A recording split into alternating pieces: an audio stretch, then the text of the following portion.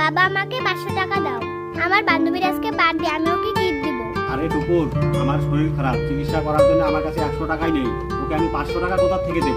এরকম বাবা থাকার থেকে না থাকাই ভালো, আমার কোনো কাজে লাগে না, তার থেকে মরে যাওয়া অনেক ভালো।